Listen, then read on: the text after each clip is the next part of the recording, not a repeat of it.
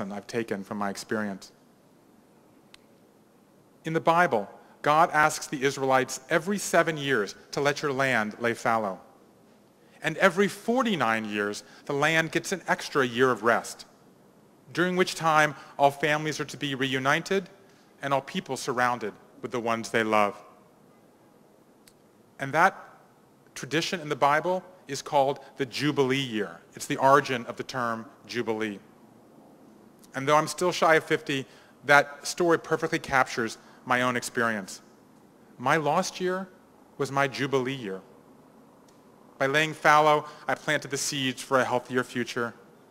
By forming the Council of Dads, I was surrounded with the ones I loved and reunited with my family. On the 1-year anniversary of my diagnosis, I went to see my doctor, John Healy. By the way, Healy, great name for a doctor. So Dr. Healy is a very colorful man. He wears striped bow ties, and he is, I'm not making this up, the president of the International Society of Limb Salvage. That is the least euphemistic name I've ever heard, but it's exactly what he did to me. So I went to see Dr. Healy, and I said, Doctor, if my girls come to you someday and say, what should I learn from my daddy's experience? What will you tell them? And this is a man who speaks 3 words a minute. I mean, he's like the pauser of all pausers. In fact, every time you ask him a question, you feel like you've just called his mother a harlot. But he paused longer than I've ever heard him pause before. And he said, I will tell your daughters what I know. And that is, everybody dies. But not everybody lives. I want you to live. I wrote a letter to Ty B. Needham that appears at the end of the Council of Dads. And in it, I listed all the wisdom I learned from my dads, some of which you've learned here today and some of which you haven't. Approach the cow. Pack your flip-flops. Don't see the wall. Live the questions. Harvest miracles. And when I looked at this list, to me it was kind of like a psalm book of living. I realized it may have been intended for my girls, but I'm the one who needed it. And that's the secret at the heart of the Council of Dads. Linda and I did it for the girls, but it changed us. And so I stand here today, cancer-free, walking as you've seen, without crutches or a cane. And I end with this wish. May you find a mud puddle to jump in someplace. May you find a miracle to harvest. And may you find a way to get over, around, or through any wall that stands between you and one of your dreams. And every now and then, grab a friend, grab a turtle, and take a long, slow walk. Thank you very much.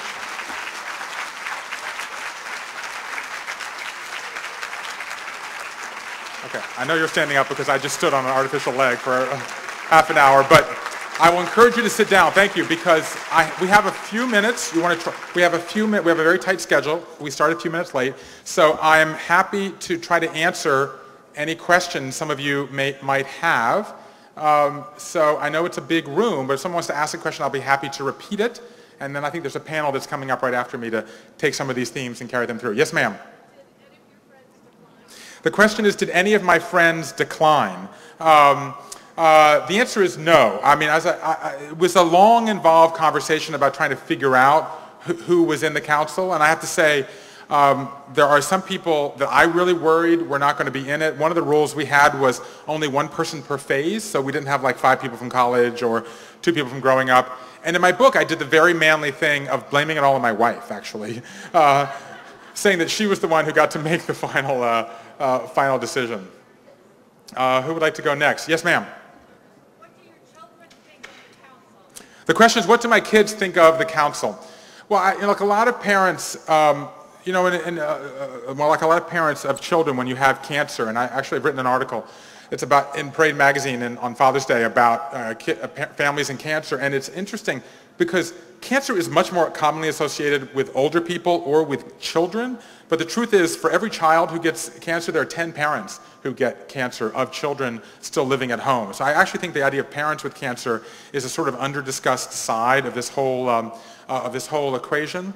So now at the time we didn't tell them much. Now they know there's a Council of Dads. They don't know the shadow that hangs over it, but they certainly know. And in fact, they recently have gone to Linda and said, Daddy has a Council of Dads. We want you to have a Council of Moms. So we had all the dads together a month ago when our girls turned 5, and it was interesting for us to see that they have relationships with each of the men. So Jeff is Tractor Jeff because he takes them on a tractor. David is Chocolate Chip David because he makes cookies with them. Ben is Tadpole Ben because he takes them fishing. And I think that to us is the powerful idea. And in this culture, there are people we have our work and we have our family, but friends actually get pushed aside. And I think there's something that conspires, particularly of parents of young children, that conspires against friendship. And I think at its heart, what the council has been is as a bridge, a way to bring friends and family together, which I think why we're seeing now, that as this book spreads, that I'm seeing moms, like single moms, starting councils of dads because they want male influences for their kids. I'm seeing parents of teenagers forming councils of moms or dads because their teenagers need to separate and they want adult figures. I'm doing a program with military men to create councils of dads because they spend a lot of time away from their kids. So I'm seeing everybody who hears this idea wants to do something with it, but everybody does something different with it. Quickly, so I can move on, anybody else want to ask a question? Am I seeing a hand? Yes, ma'am. I'm sorry, can you speak up just a tad?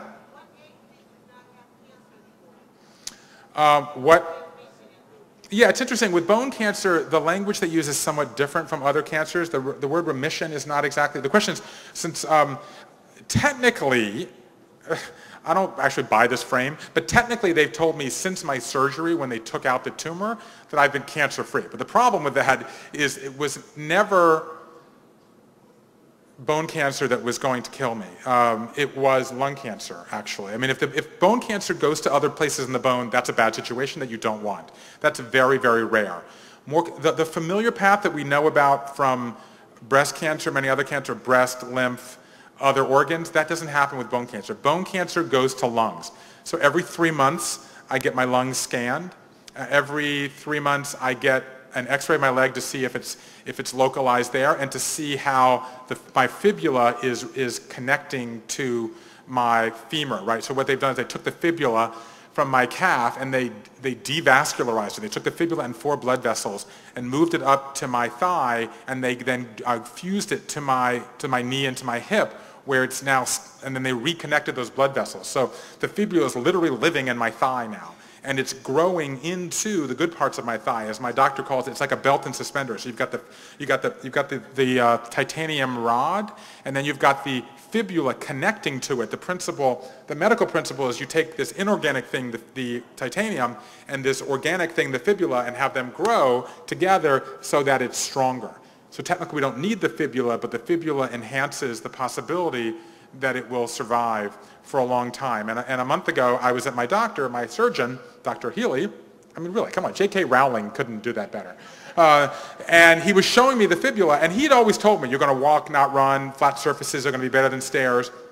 And he was showing me this x-ray, and he said, I saw this is doing really well. And he said, I saw a patient earlier this morning, and it looked like this. And these were his exact words. He said, I liberalized him to have a little bit more mobility. And so I registered that and went on, and I went, wait a minute. I said, doctor, and he wasn't looking at me, and I wasn't looking at him. I said, are you suggesting that at some time in the future I might be a candidate for that liberalization? And he paused, the pauser, and he said, I choose my words very carefully, as you know. And Linda, I have to say, was sitting next to me. She almost jumped into my arms, which would have ended the whole thing right there. He's actually freed me up to do what I always wanted to do. This July, on July 4th this year, will be the 2-year anniversary of the diagnosis. It's where I was when I had the Council of Dads. And on July 4th this year, we're going to go out to the Shining Sea. I'm going to cry. I was trying to get through this without crying. I'm going to go out to the Shining Sea bike path, get on a bike that my father-in-law has just bought me, and take a bike ride. Congratulations, everybody. Thank you very much.